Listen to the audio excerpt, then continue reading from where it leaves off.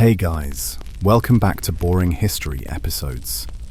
Tonight we open a darker page of Ottoman Empire history, one rarely told in monuments, rarely sung beneath marble domes at noon. We are not counting victories, are not praising shining walls. We are stepping into smaller rooms where whispers are forced, where vows are broken by law, and where the future of a family can vanish between the closing of a door and the turning of a key. This is not the history of banners in the wind, but of women standing very still while the world decides who they now belong to. You are a widow in a small Balkan village. The year is 1529. The battle has ended. The shouting of men has faded. Your husband lies in the field where he fell. You gather your 2 sons inside. You hope the walls of your home can still protect them. But the sound outside is not thunder. It is hooves. It is boots. It is the laughter of soldiers who have already won. When the door breaks, you realize the truth. Your husband's death was not the end of your suffering. It was only the beginning. For the wives of defeated warriors, what the Ottomans did was often worse than death. A brutal history fact buried beneath victories and domes. For the Ottoman Empire did not simply take cities. They took families. They turned grief into policy, widows into property, and the very act of survival into another form of conquest. If you wish to follow the quieter ledger of history, the columns of names we rarely read, you're welcome to like or subscribe to my channel, only if it rests your mind, only if it helps the night settle. And if you'd like, leave a small hello in the comments. Tell us where you're listening from and what hour it is there. It's strangely comforting to imagine a circle of listeners, scattered and silent, sharing the same dark page. Dim your lights. Let the hum of your room fall to a hush. Hear in the distance a door bar slide. Smell damp stone, old wood, oiled leather. Feel the rough drag of a borrowed name. After it, Chapter 1. The Sorting. The smoke of conquest does not rise quickly. It lingers. It curls from the beams of burned roofs, from the heaps of straw trampled by horses, from the rafters where banners once hung. The men are gone. Some lie in the fields, their armor already stripped. Others taken in chains, their final moments short, efficient, public. What remains are the women.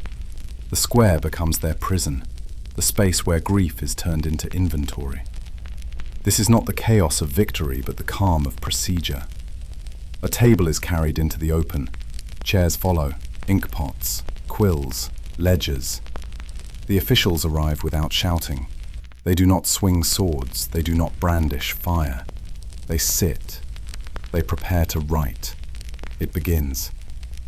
Women are herded forward, not in lines of rebellion, but in clusters of silence. Children cling to their mothers. Infants scream. The sound grows unbearable, but no soldier flinches. One by one they are examined, not for wounds, not for mercy, but for value. Age, condition, price. A girl of 15 is measured, her hair pulled back to reveal her face. A number is written in the ledger. The clerk does not lift his head. To him she is not a person, she is a column in his account. A widow of 30 is prodded, her arms squeezed to test for labor. She is placed in another group, marked for service, not for pleasure. An older woman, her face lined by years in the fields, is waved aside. No ink is spent on her. She walks beyond the edge of the square. Those who see her know they will never see her again. The pattern repeats. Girls separated from mothers, sisters torn apart.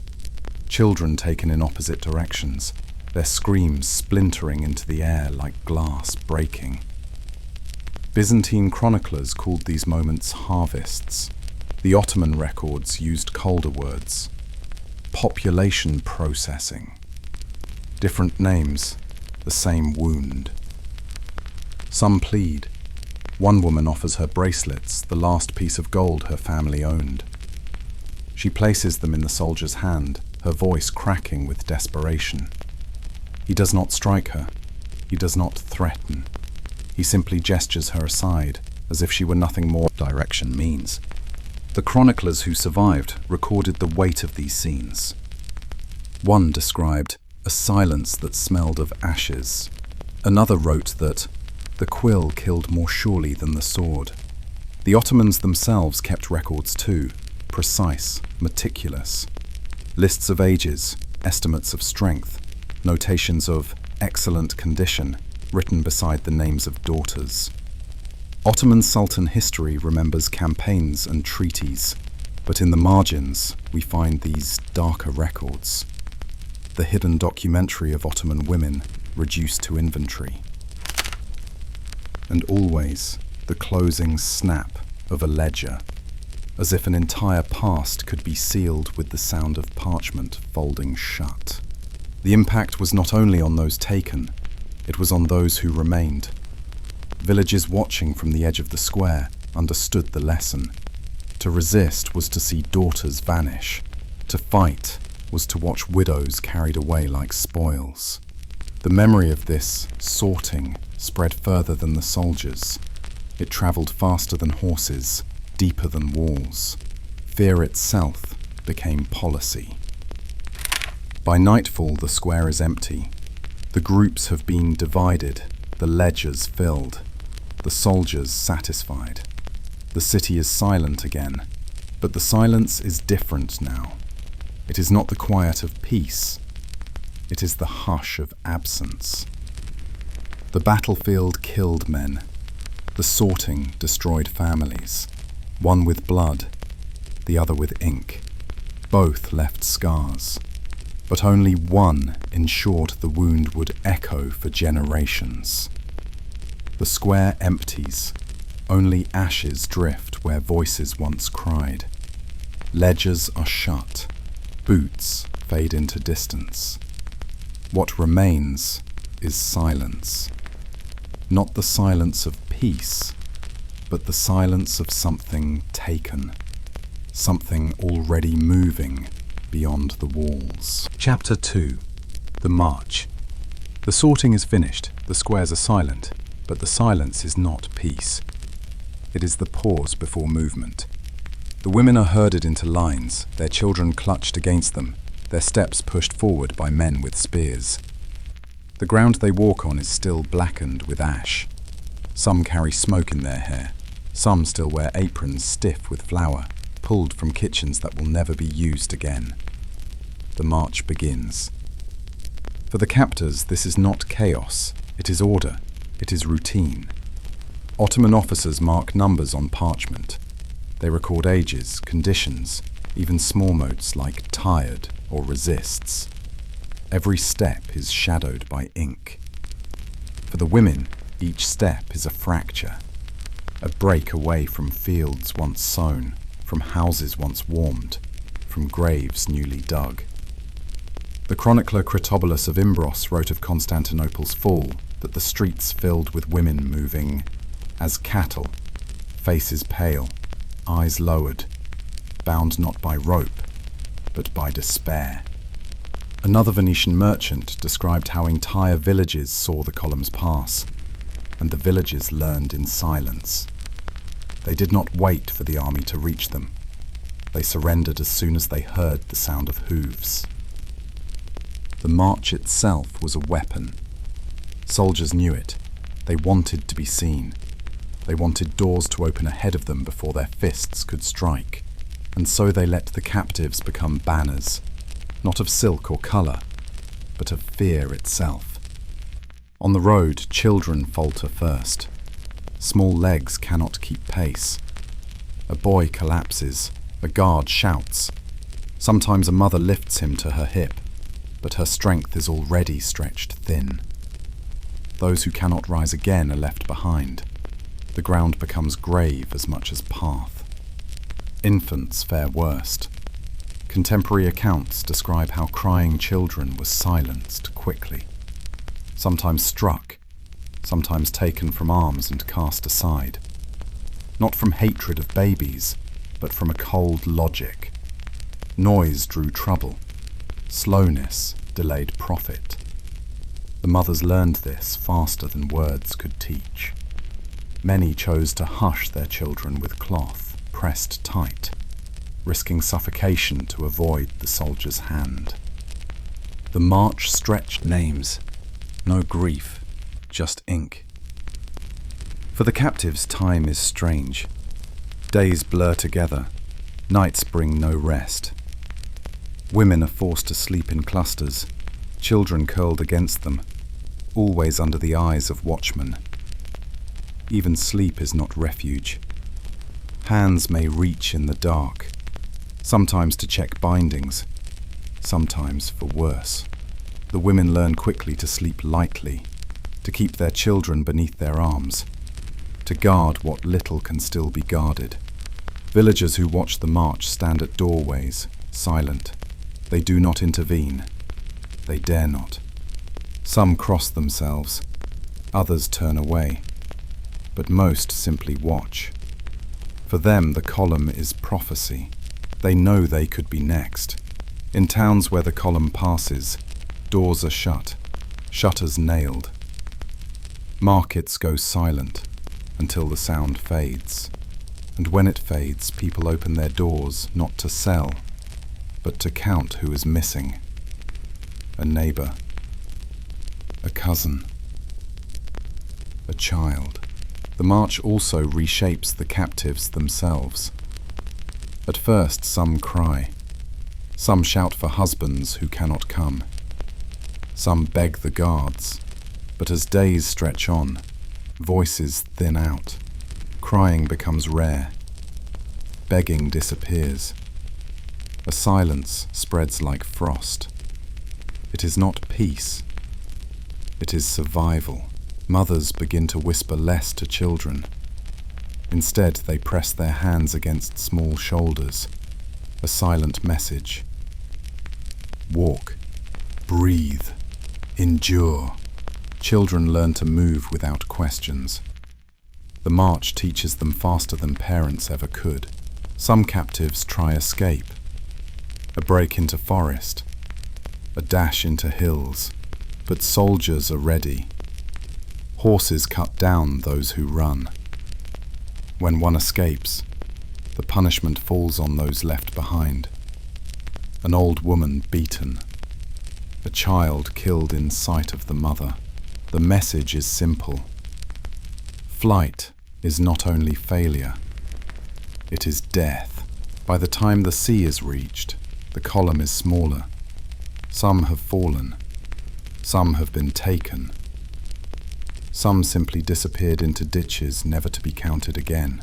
But the rest, the majority, arrive at ports. Ships wait. Chapter 3. The ships.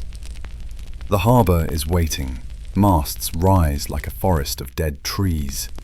Sails hang limp in the dawn air, but the holds below are not empty. They are ready. The march ends at iron gates. Beyond them, the sea. The women are pushed forward, their children clutched tighter, their eyes drawn unwillingly to the water. Some have never seen the sea before. They grew in fields, in valleys, their lives bounded by hills and woods. Now the horizon is vast, and it promises not freedom, but erasure. Ottoman officers stand with ledgers. They read lists, cross names. Not names, numbers. Always numbers. A mother is shoved toward a plank. The wood creaks. Salt stings her nose. Behind her, another weeps without sound. Ahead of her, shadows yawn in the hold. The ships are not built for war. They are built for trade. But trade has many faces. Spices, silks, and now, bodies. Inside, the space is narrow. Low ceilings force women to crouch. Benches line the sides, but most must sit on the floor. A stench already clings to the planks. Pitch, sont, the faint, sour trace of those who travelled before. Archaeologists have found timbers drilled with small slits, ventilation carved for breath. Not kindness, calculation. Dead cargo brings no profit. The captives are stripped of what little remains. Clothes exchanged for coarse shifts, shoes taken. Possessions, if any survived, seized and listed. One Venetian observer wrote, "Women were numbered, their garments thrown aside, and they were given cloth that marked them as goods, not persons." It is not cruelty for cruelty's sake. It is efficiency. It is process. Children are separated again. Older boys pulled aside, destined for training schools. Infants often discarded. A mother pleads. A guard does not listen. The sound of the sea drowns her voice. Below deck, the air is already stale. The hatch closes. Light to starve rather than serve. But soldiers are practiced. They force water down, enough to keep bodies alive until sail. Pregnancy is no shield. It is, in fact, encouraged. Ottoman manuals describe how forced conception creates bonds of dependence. Some captives are deliberately assaulted at sea, the beginning of what records euphemistically call formation programs. There are no locks on the sea, but the water itself is the wall. Even if a woman leapt, where would she go? The horizon is endless, the waves merciless. Escape means drowning, and drowning means nothing to the ledger. Villagers in coastal towns sometimes saw the ships depart. They saw lines of women driven aboard, heard muffled cries, watched as sails swelled. They told stories after, stories of ghost ships, not because of spirits, but because the silence of those decks was heavier than any haunting. Merchants waiting at the next port already knew what was coming. They had the lists in hand. 20 youths, 30 maidens, 40 labourers. The cargo was predicted before it even touched the sea. The Empire ran, not on chance but on schedule. The ships sailed like veins, carrying their human blood from one side of the Empire to the other. To Bursa, to Edirne, to Istanbul itself. Markets waited, buyers waited. Demand never ended. And so the sea became corridor, not of trade alone, but of despair. One Byzantine survivor later wrote, "The ships creaked like coffins, their bellies full of breathing corpses." It is a line that no ledger records but memory preserved. The journey might last weeks. Storms worsened it. Hunger worsened it. But the system endured. Enough survived. Enough always survived. And when land appeared again, the hatch opened. Light stabbed down. The smell spilled upward. And the march began once more. This time not on roads, but through the gates of markets. The sea does not wash sorrow away. It carries it forward. When the ships dock, the water forgets, but the markets remember. The march is over. The voyage is done. But the ledgers still wait, open, quills poised. Chapter 4. The markets and sail. The ships have docked. The voyage is over. But for the captives, the true descent begins here. The harbour stinks of tar and fish. The women are driven down planks, their eyes blinking against the sudden brightness. Behind them, the sea closes its mouth. Ahead of them, a city opens its gates. Istanbul, Bursa, Edirne, Aleppo, each with its own quarter set aside. its own courtyards and halls built not for trading cloth or spice, but for flesh. The Ottomans did not improvise, they standardized. Markets were divided into sections, each carefully recorded. Slaves for fieldwork, slaves for household, and slaves for pleasure. Ledgers matched the divisions. One Ottoman register from Bursa lists 21 females ages 14 to 22. Condition, healthy, fair. Price, 25 silver each. No names, only numbers, ages, and values. Travelers later whispered of these places as Ottoman harem secrets, markets where dignity was stripped. Shall survival was auctioned. The women are stripped again, their shifts removed. Bodies examined in public squares, as if livestock. Skin checked for scars, teeth for health, hair for lice. Merchants poke, pressing fingers into flesh to gauge strength. They lift chins, force mouths open, make women turn as buyers watch. The humiliation is deliberate. It breaks the last thread of self. What dignity survived the march and the sea is torn away under the eyes of strangers. One Venetian traveller wrote in horror, "They are displayed as sheep, turned one way and another, while men argue prices aloud." He noted not only the cruelty, but the precision of bargaining. This was business, not frenzy. Children are separated, small boys sent to training schools, girls divided by age, too young assigned to formation, old women dismissed as waste. Some are sold cheap for labor, some are simply discarded. The crowd mutters, coins jingle, the square becomes theatre, and the bodies of women the stage. For the empire, this was more than profit, it was order. Commanders were rewarded not for battles won, but for captives delivered. The beatings were quick, measured, enough to enforce obedience without ruining value. The humiliation was layered. Markets were often held near mosques or bazaars, so that ordinary townsfolk could not avoid seeing the process. It was a warning as much as a sale. A mother watching from a doorway understood what fate awaited if her village resisted. Ottoman chroniclers mention sales casually. 200 females sold today, the market brisk. For them, it was routine.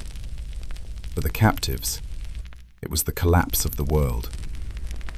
Payment was swift, silver counted, receipts written. Some women were taken immediately, led into narrow alleys, vanishing into households they would never leave. Others were held in pens, waiting until buyers returned with more coin.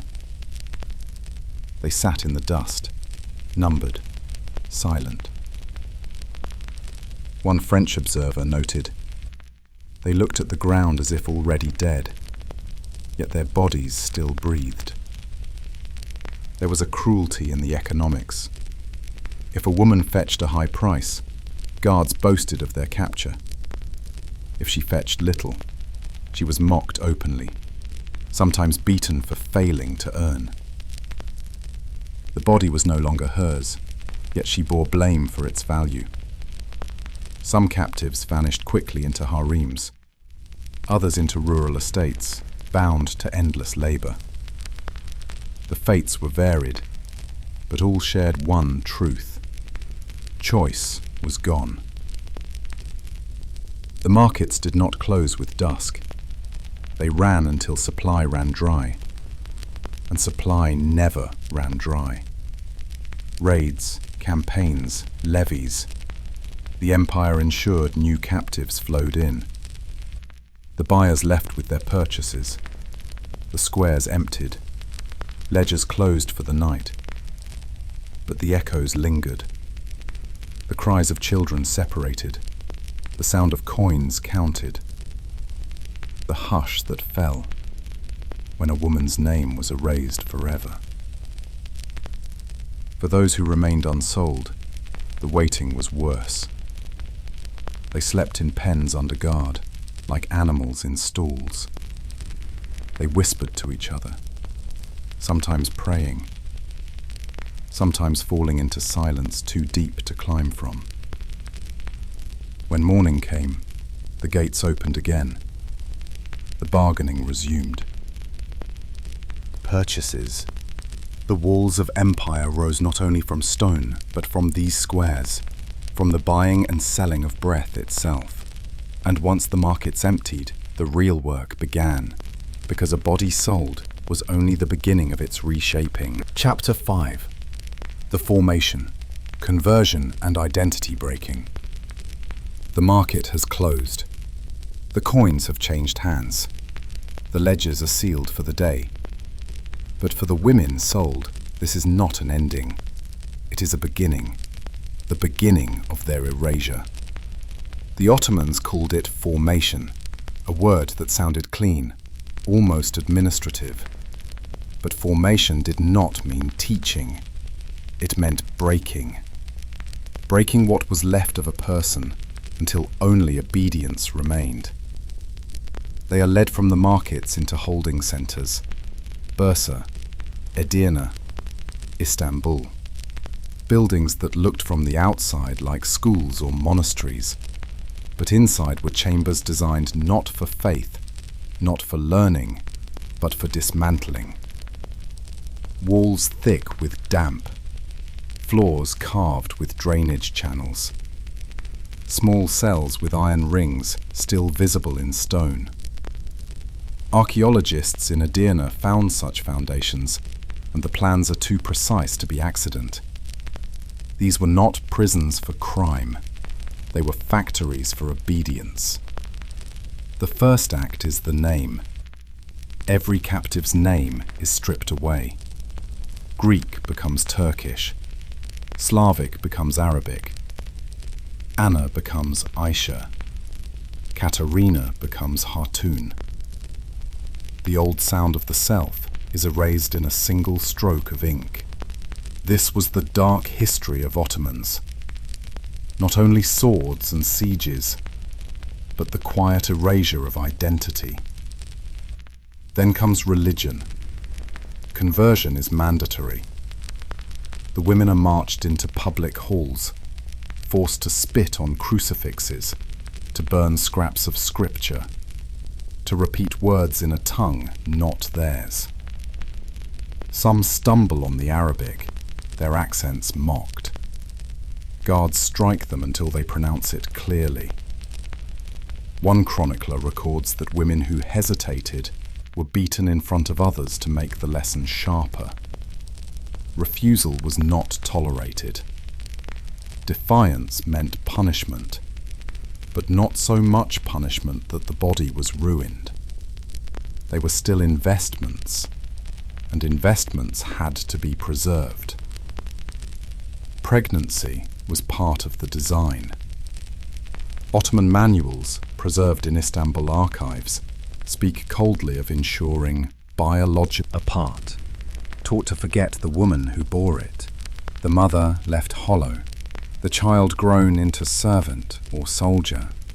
Psychological warfare was as sharp as any blade. Women were told their villages were burned, their families slaughtered. Sometimes lies, sometimes truth. Either way, the message was the same: you have nowhere to return. Survivors later described the sensation as a kind of drowning. Each day, something slipped away. A word, a memory, a gesture, until one morning they woke and realized they were answering to a name not theirs, without even thinking. The Ottomans recorded these processes with bureaucratic calm. Subject now compliant, identity secure, suitable for placement. The tone no different than notes on grain shipments. Some women tried to resist by silence. They refused to speak, hoping muteness would preserve what words could not. But silence itself was punished. They were forced to recite, to sing hymns in new tongues, to speak until their throats cracked. Silence was not allowed. Even their refusal was reshaped into obedience. The formation centres were not hidden. Their existence was known. Their presence served as warning. To resist the empire meant your daughters would walk into those doors and come out with other names, other tongues, other children. Neighbors whispered. Communities lived with the knowledge that even survival meant loss. That to surrender a city was to surrender its women to these long months of reshaping. And the women who emerged, they did not return to families. They were distributed like any resource. Some to harems, some to officials' households, some to markets again, their value now higher, for they were no longer foreign, but Ottoman in tongue, Ottoman in name, Ottoman in faith. But the price of that transformation was a death slower than any blade. Not the death of the body, the death of the self. One Venetian observer wrote bitterly, "They are alive, but they are not themselves. Their faces remain, but their voices belong to another world." The empire knew this. They counted on it. Because a woman who remembered too much was a risk. Chapter 6. The breeding programs. The formation centers break the name, the faith, the memory. But the body is not discarded. It is put to work, not in fields, not in kitchens, but in the most intimate machinery of empire. For conquest did not end when the gates fell. It continued in the womb. It continued in the cycle of birth, the rhythm of pregnancy, the silent arithmetic of flesh turned into numbers. The Ottomans wrote about this calmly. Their ledgers record 3 females, prime age, assigned to reproductive quarters, cycle monitored, offspring inspected, ink without emotion, as if they were not describing women but livestock. The buildings that housed these programs looked plain from the outside. Stone walls, tiled roofs, a courtyard where laundry might have been hung. But inside, the design was different. Corridors allowed guards to see everything. Cells were small, each with space only for a woman and her silence. Drainage carved into stone carried away blood, as if blood itself was only waste. The young were given more food, better rations, sometimes clean linen, not out of pity, but because a healthy body bore children more easily. Those who failed to conceive, those who miscarried too often, were punished, their rations cut, their bodies reassigned to harder labor, a life measured in usefulness measured in children. Pregnancies were tracked with care. Midwives loyal to the empire measured bellies, wrote notes, marked cycles. Each woman had a number. Beside it, a tally. Conceived, not conceived, delivered, failed. There were no names left, only lines of data. Consent did not exist. Unions were assigned, sometimes with guards, sometimes with other captives, sometimes with men already absorbed into the Ottoman fold. The women had no choice but to endure. Even their resistance was seen as flaw, a mark against their price. Children were taken quickly. If the child was weak, it was discarded without hesitation. If the child was strong, its fate was decided instantly. Boys went to the devshirme schools, raised to be janissaries, to forget the mothers who bore them. Girls not exist here. Even children did not laugh. They were removed too quickly. The halls echoed only with obedience. Some women left marks on the walls, small scratches, tallies of days or months, tiny calendars of grief. Archaeologists later found them, clusters of lines carved by fingernails, a desperate attempt to remember what the empire demanded they forget. For officials, success was measured in numbers. For women, success was only survival. And survival meant silence, breath without protest, eyes lowered, arms empty. Villages knew this fate. They whispered of it long before soldiers arrived. They scarred their daughters' faces, burned their skin with ash, broke their own children's teeth. Anything to make them less desirable, to spare them the cycle. Better to wound them at home than see them whole and taken. Communities lived under this shadow. They feared not only raids, but the long theft of bloodlines. To lose a daughter was not just to lose her. It was to lose her children and her children's children. Entire generations folded into the empire's order. And yet the Ottomans wrote proudly. They did not hide these programs. They saw them as efficiency, a way to strengthen empire without lifting a sword. They called it security. They called it order. History calls it something else. The women who endured, emerged, changed. They spoke new prayers. They answered to new names. Their children were strangers. Their wombs recorded in ledgers. Their grief left unspoken. A Venetian diplomat once recorded a woman's words. They took my child before she had teeth. I do not know her name now. I do not know my own. Her voice is one of the few that survives, a fragment, a whisper against centuries of silence. The empire wanted silence. It got silence. But silence is not forgetfulness. The walls remember.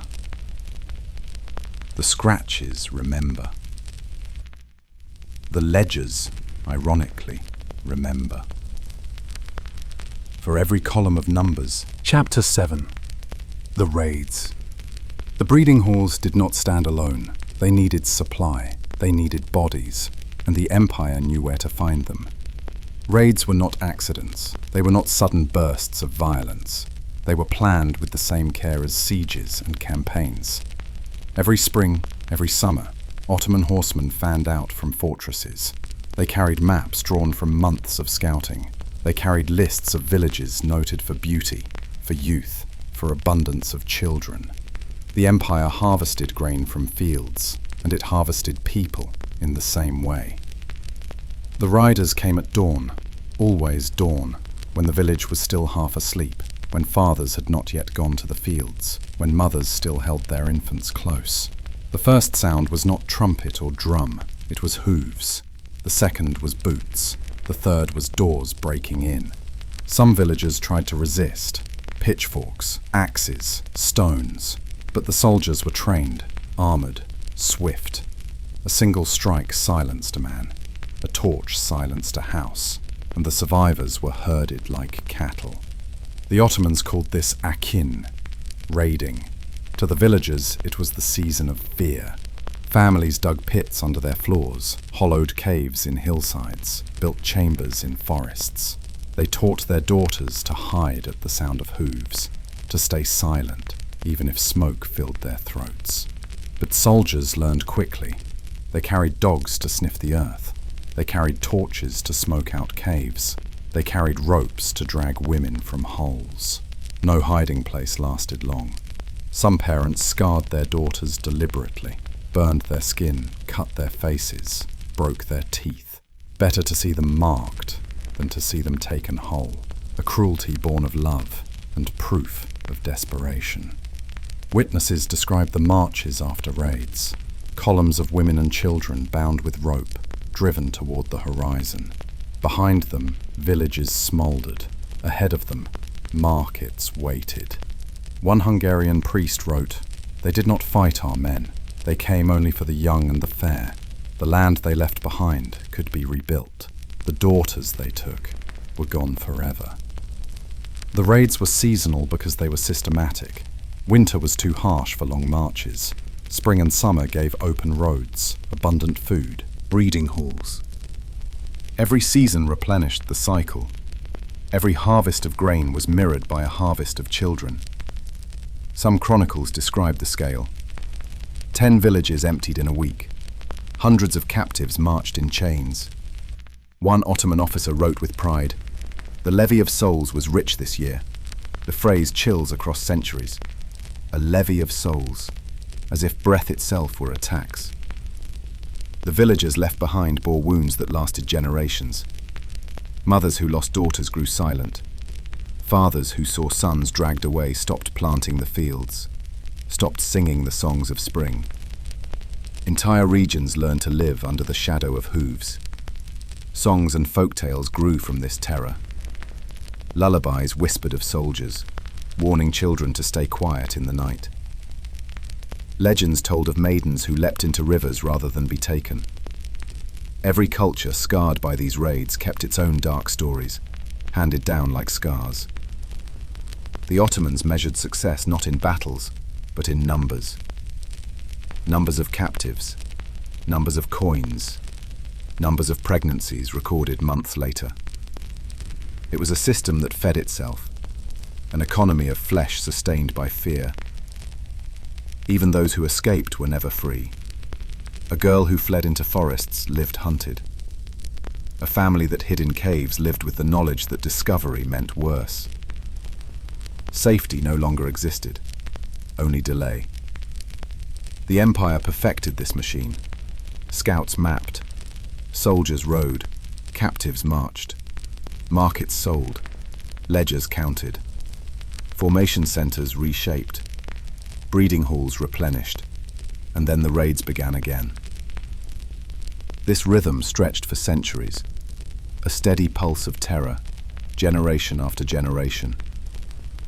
The chronicles of sultans speak of victories and treaties, but in the margins, always, are the notes of raids.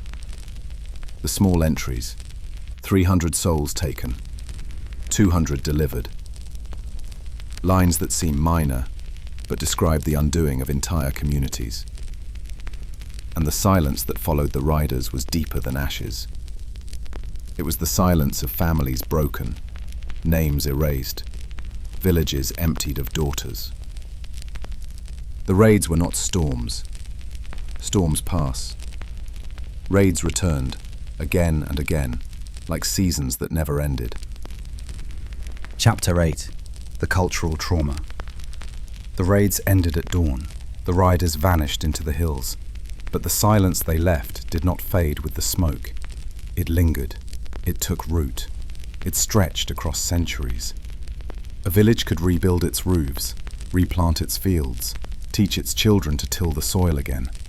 But it could not easily mend what had been taken. Whole families vanished. Daughters never came home. Sons marched away and returned with new tongues, new loyalties, new names. The wound was not only personal, it was cultural, it was generational. Songs grew quiet, festivals shrank. Where once a dance might circle the square, the steps faltered. People whispered instead of singing. Joy itself became suspicious, as if too much laughter might summon hooves again. Legends carried the memory.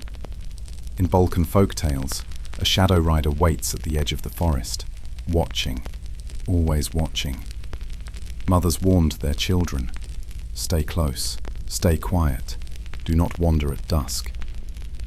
The threat became part of childhood, woven into lullabies, into bedtime prayers. Generations raised under that shadow learned silence as survival. Even architecture changed. Villages built deeper cellars, walls thickened, churches carved hidden rooms where children could be lowered in the dark and told not to breathe. Stone became memory, brick became testimony. And when neighbors gathered, the talk always circled back. Whose daughter was gone, whose son had been taken, whose sister's name could no longer be spoken aloud. The trauma seeped into rituals. Weddings became guarded events. Brides wore heavy veils, not only for modesty, but for protection, as though cloth could hide beauty from the eyes of horsemen. Feasts were shorter, dances watched by elders who never forgot how quickly joy could be stolen. In some regions, families refused to teach daughters to sing. A singing voice was dangerous. It carried too far. It might draw notice. Better to live muted than to risk being chosen. The shadow also shaped faith. Priests preached of endurance, but sermons bent under the weight of absence. Every prayer for protection was also a prayer of more. Still sing of sons turned janissaries, returning as strangers in Ottoman armour. The wound became art, and art became a vessel for grief too large to contain. But grief twisted into suspicion. Communities turned inward. A neighbour who survived a raid was sometimes distrusted. Had they been spared by chance or by compromise? Had they offered tribute that included someone else's daughter? The empire fractured not only bodies but trust. Villages doubted villages. Families doubted families. The Ottomans understood this. Division was useful. Suspicion made resistance harder. When one village feared another, they did not unite. They endured separately, each hiding its own children, each mourning its own losses, each whispering its own prayers. The trauma also reshaped identity. Some children taken in raids were raised as Ottomans. They grew to speak Turkish, to serve in armies, to enforce the very rules that had torn them from their homes. They returned not as family but as strangers, sometimes as enemies. Imagine the sight. A mother sees a soldier ride past, recognizes the jawline, the eyes, the way he sits a horse. It is her son, but he does not recognize her. He wears the empire's colors, not her family's.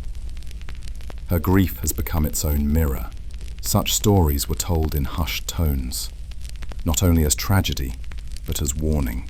A child taken young might return with no memory of home, and worse, with loyalty to those who stole him. This was the deepest cut. Not only the absence of children, but the fear of their return as something unrecognizable. The centuries layered these fears. Even after Ottoman rule waned, the shadow remained. Cultural memory is long. Fear seeps into stories, into lullabies, into the tilt of a house built with hidden chambers.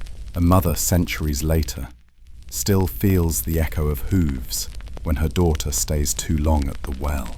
This is how trauma lasts, not only through scars on bodies, but through the habits of families, through the silences of villages, through the architecture of fear. The chronicles of the empire list victories. They praise domes and mosques, roads and aqueducts, campaigns and... Chapter 9. Assimilation and forgetting. Time did its own work. Armies marched elsewhere, borders shifted, the raids slowed. But the silence they left did not disappear. What remained was quieter and in some ways more dangerous. Children taken young forgot their mother's songs. They learned Turkish words, Arabic prayers, Persian courtly phrases. They were dressed in new clothes, fed from new kitchens, taught to bow to new masters. The old life slipped away like smoke through stone. The empire called this loyalty.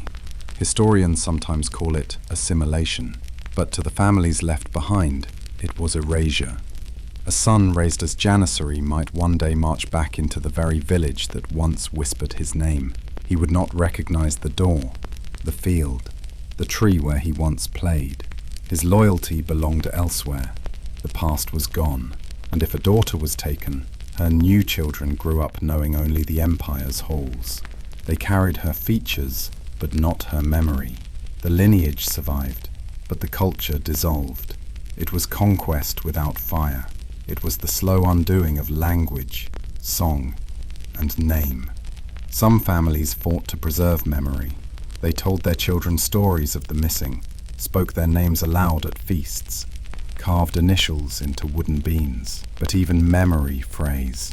The next generation remembered less. The one after that, almost nothing. And soon, a whole line of ancestry was spoken of only in fragments.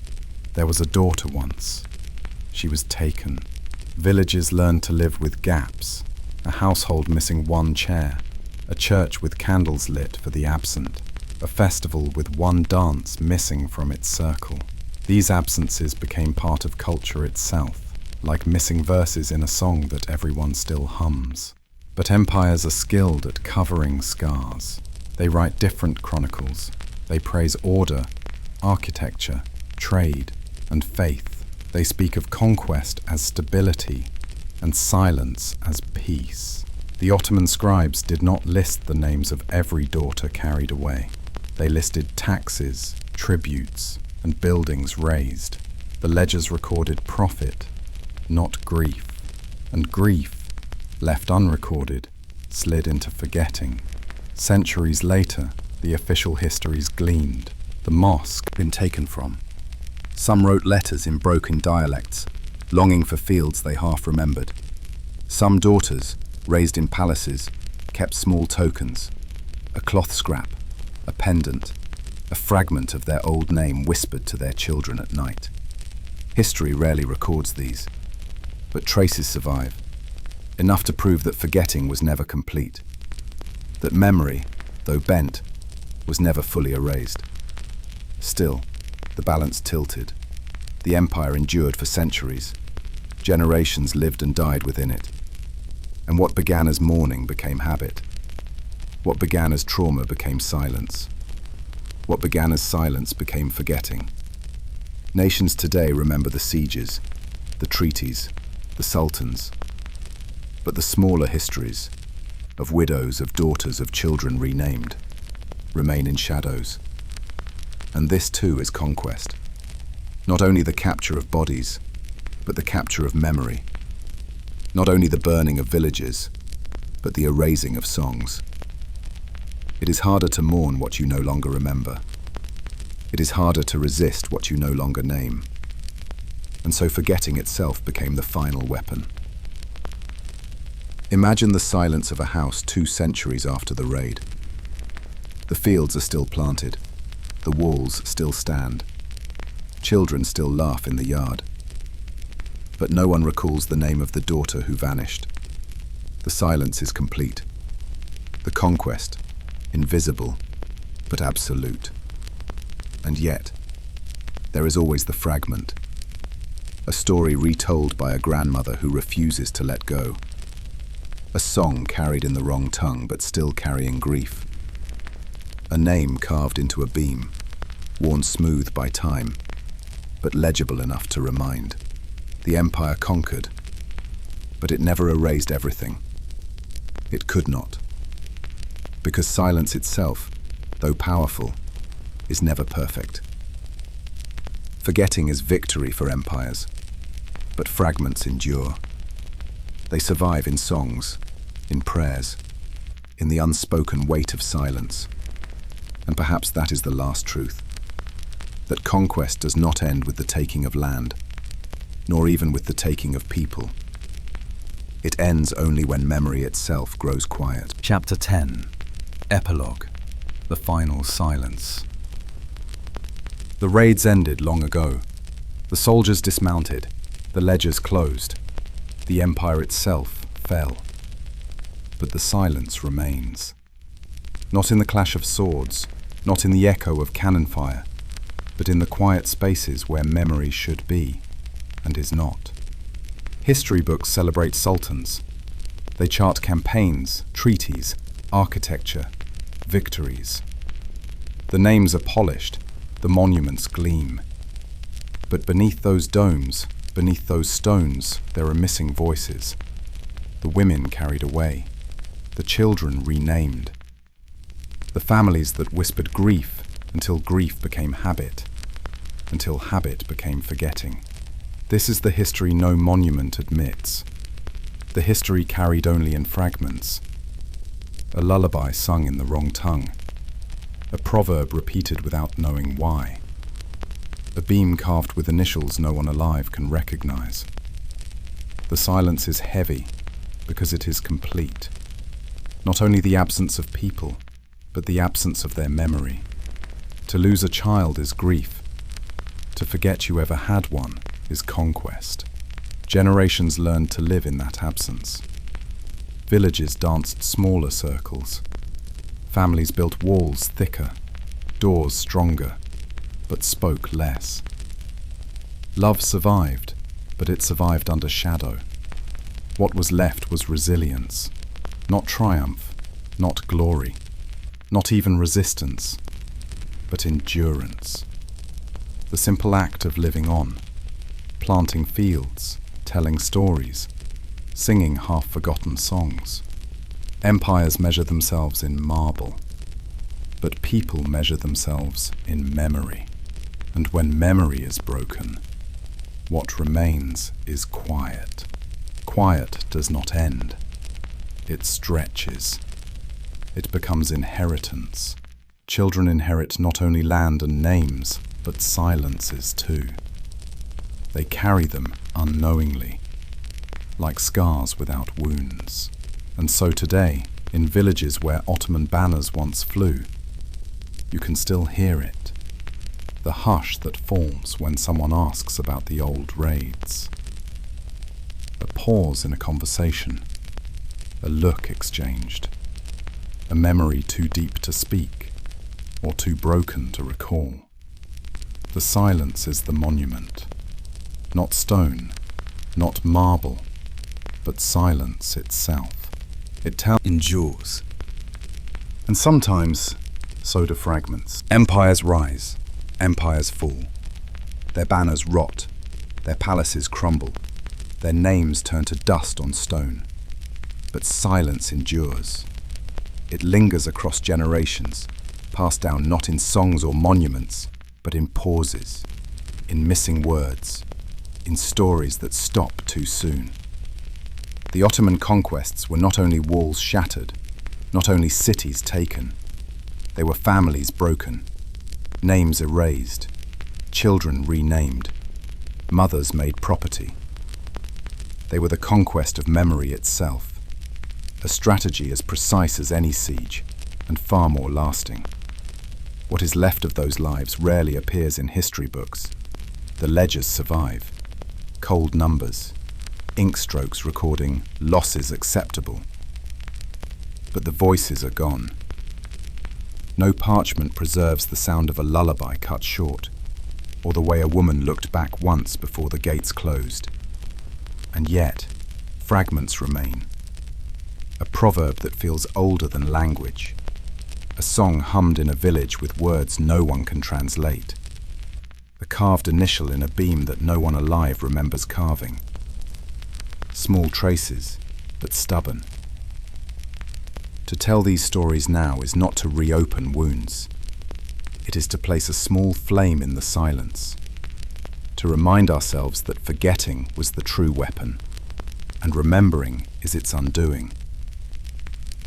So let the image linger, a road of captives fading into dusk, a ledger closed too neatly, a name folded away like a letter never sent.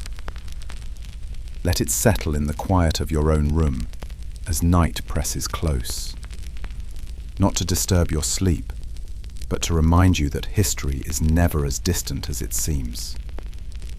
And if these forgotten pages have brought you something tonight, a fragment of truth, a shadow of memory, a moment of stillness, you are welcome to stay with us.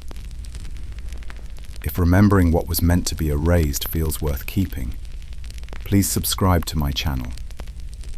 Only if it eases your night, only if it steadies you. And if you wish, leave a quiet word in the comments. Your city, your hour, a trace of where you are listening from. It is strangely comforting to imagine a circle of silent listeners, scattered across the world, yet sharing the